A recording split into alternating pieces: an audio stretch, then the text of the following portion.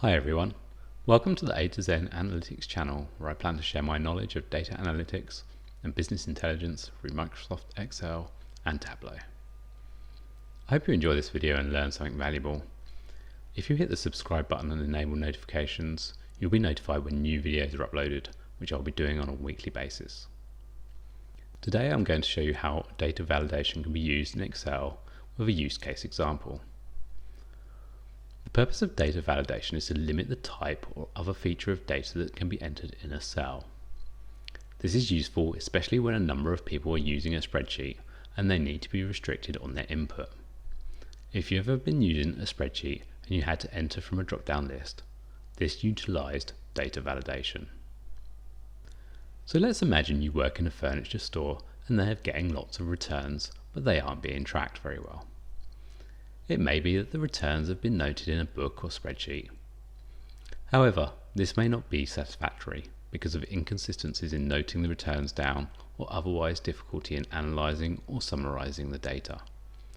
We are going to apply data validation to resolve this issue. I have created this worksheet called returns and added a header row for what we might want to track, such as date, product type, part related, reason, and number returned. Firstly, I'm going to convert it into a table by selecting one of the cells in the top row, going to the Insert ribbon and inserting a table. I will need to check the box my table has headers and OK. Looking at the first column, date, the desire would be that only dates are entered in this column. I'll go to the Data ribbon and click the Data Validation, and the Data Validation pop-up will appear. The default is allow any value, but if I click the arrow, the drop-down shows me a list of options: whole number, decimal, list, date, time, text length, custom. In this case, I'll pick date, and further options are detailed. There is also the option to ignore blanks. Every return should have a return date in this example, so I will uncheck this box. The default is showing between and requires the input of a start date and an end date, which is not applicable in this example. If I select the drop down for data, we can see that there are more options. In this case, I only want to detail returns received since 1st of January 2019, so we'll pick greater than. And in the start date, I will enter 1st of the 1st, 2019. Within the pop-up there are some further tabs. I will select Input Message. This is where we can add some detailed instructions for the data entry, which is optional and can be turned off by unticking the box at the top here. For title, I will call it Date Entry.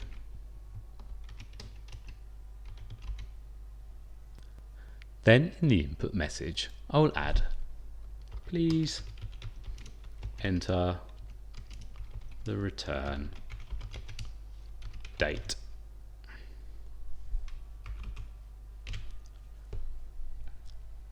Next, error alert. You may want to give guidance and warning if there is an error in the data entry, which is again optional and can be left off if you untick the box at the top. There are various different styles of warning that can be applied and show different icons, which we can see if we click through the list.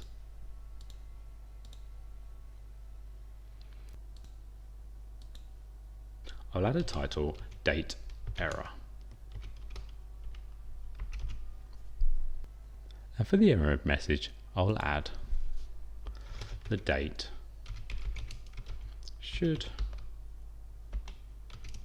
be after 1st Jan 2019 and be entered as DD MM EIYY. I'll now click OK to apply that to cell selected. Now, when the cell is selected, we see our input message title, data entry, and message appear in the yellow box, please enter the return date.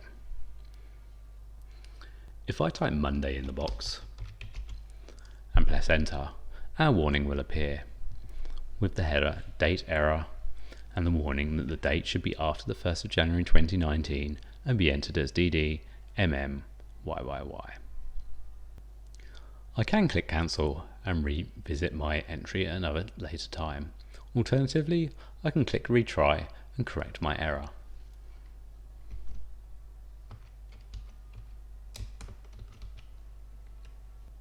Another quick tip we could add to our message is the keyboard shortcut for today's date, which is Control and semicolon. I'll demonstrate this on the next row. First I'm going to copy my original row and create a second row. Let's delete out this date.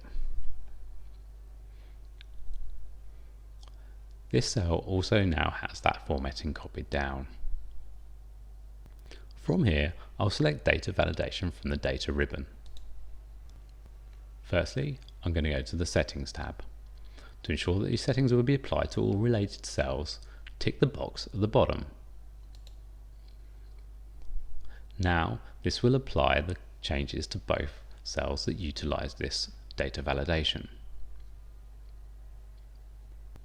On the input message, I'll add the shortcut details. Okay. Now if I go back to my cell, we can see that the yellow box is updated with the shortcut for today's date. And if I select Control and colon, it adds today's date into the cell.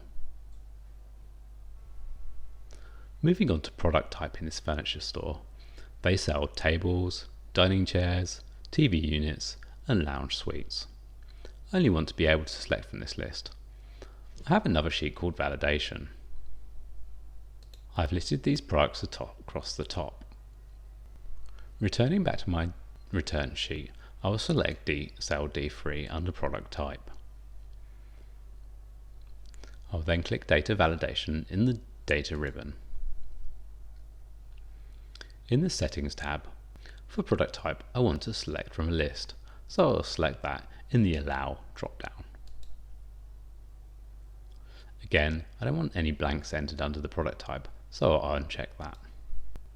I'll leave the in-cell drop-down ticked to give the users a prompt on options.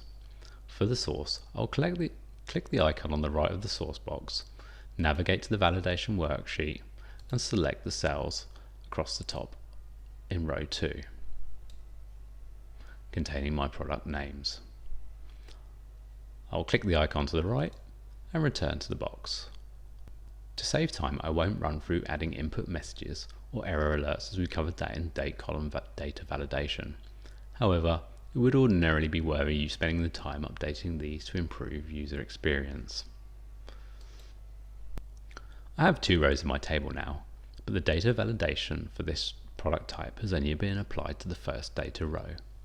To apply it to the second data row, I'll select both cells and then select data validation from the data ribbon. I'll then be prompted as to whether I wish to apply the same data validation to both cells, which I do. So I'll click yes, and I will click OK. Because I've requested that blanks are not ignored, there is a yellow warning box adjacent to the cells. If I hover over the warning, it tells me that the data is invalid or missing. Selecting the warning icon also shows that there is a data validation error, and you can get some more assistance. In this case, I haven't completed my data, so I know it's going to be blank and there will be an error. If we click back to cell D3 under product type, we can see the drop-down icon there, and if we click that icon, we'll see our list of options from the list in the validation sheet. I'll select tables. I'm going to follow a similar but slightly different process for the reason for return column. In the validation worksheet, I've added a list of reasons for return over here on the right under column H. I'm going to convert this list to a name range by selecting that list. Going to the Formula ribbon, and in the Define Name section, click Define Name. I'll rename it to be reason underscore for underscore return. I'll check the range, which looks to be okay. If I move this box over and click OK. I have a video about name ranges. If you're interested in learning more, you should definitely check it out, and I will leave a link in the description. Going back to my returns table, this time I'll select both cells in the table under the column heading. Then I'll go to the data ribbon and click data validation. I want the same options as the last data validation. We allowed a list, no blanks, and the in-cell drop-down. A slight different to last time, my source will be my name range that we just created. In the source box, I'll delete anything which currently exists and type equals reason underscore for return. Now if I add to the name range in the future, the data validation will also be updated. Again, I won't run through the input message or error alert, which you should definitely update, and I'm going to click OK. If I click on the drop down, again we see the list appears. Faulty, damaged, stain, missing, as I'd already set in the validation sheet. In the part faulty column, I'm going to show you something different again. I'm going to create a drop-down list which has different options depending on the product type. For example, you won't want someone to record that a faulty dining chair was returned due to an issue with its tabletop. In the validation sheet, I have different products listed. Under them, I will list different parts depending on the product type. I will have legs, top, seat, cushion, doors, drawer, sides, back, feet, and add them under the relative product. And there we have my list of products and their list of parts below them. For each of the parts list, I will define a range through the data ribbon's define name. I will name those ranges to match the product type. One small issue with name ranges is that they can't have spaces in them. This means that we need to use a workaround to replace the spaces with an underscore. I'll select the headers that have spaces in them and do a find and replace.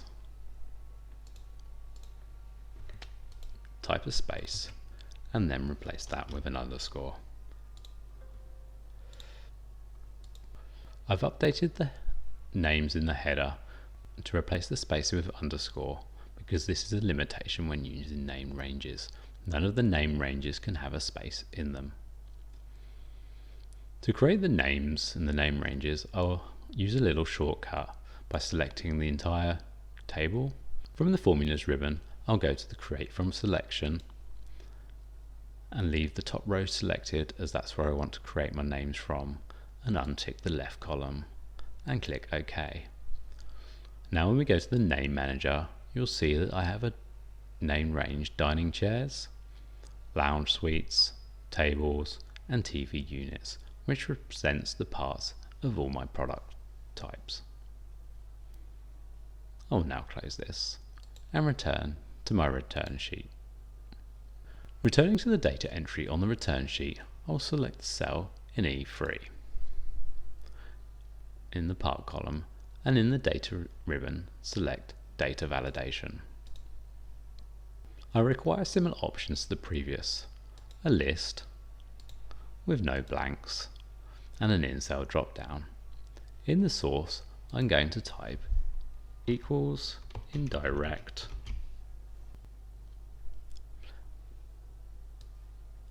and then an open bracket, and I'll click into cell D3 and then finally close the bracket.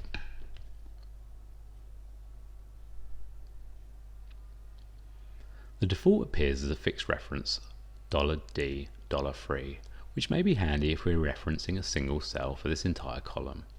but I wish to reference the cell in column D on the same row. I'll delete the second dollar symbol to make the reference $D free. I'll also add an input message. You will see this is important later, and I'll click OK. With the product type updated to table in my first row, when I select the drop down in the Part 40, we will see that it gives me the option to pick from legs or top, which was the only options I added under the tables in the validation sheet. I can select legs, for example. In the second row I have no product entered, and if I try to add a part, there are none available. Hence the importance of the input message. Updating the product type to TV units, I can now select from the TV unit parts, and I will select doors. We may also want to track the number of returns, so in the number return column I'll select both cells and select data validation from the data ribbon. I require a whole number, so I'll select whole number from the allow list, and again uncheck the ignore blank cells. The data will need to be greater than 0.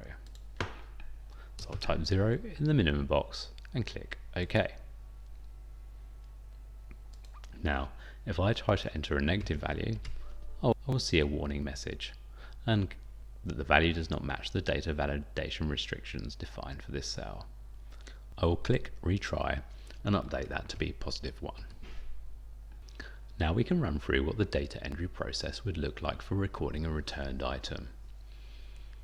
Under column C in cell 5, I will enter control and semicolon to enter today's date. Moving to column D under product type, we'll see that a new row has been added to my table. I will select dining chair from the drop-down list, and I'll select that a leg is missing, and that is one leg. Now we can instantly see that one leg is missing from a dining chair, and it was returned on the 26th of October 2019. There are a few other data validation options that we haven't covered. Decimal, which is the same as integer but does not have to be a whole number. Time, which functions similarly to date. Text length, which means we can set the specific number of characters required. And custom. The custom is a more advanced function which you can use for a variety of purposes, such as limiting the number of entries, ensuring values add up to 100%, or another total. From this data entry table we have created, you could create a variety of different pivot tables to report on the returned items. I have some other videos on pivot tables, so please check them out if interested. This might enable the business to quickly identify trends, make business decisions, give feedback to suppliers and staff. With this system in place, we can also be more confident on the integrity and accuracy of the data. Thank you all for watching. I hope you have enjoyed this video and learned from it. I would be grateful if you could hit the like button to give the video a thumbs up, as it really helps spread the word. If you would like to see more of my videos, please subscribe so you can be notified of when more videos are uploaded. You will also find more videos if you head over to my channel. If you have any questions, feedback or topics you would like covered, then please leave a comment below and I will respond. I love feedback and learning from others. All the best, Aaron.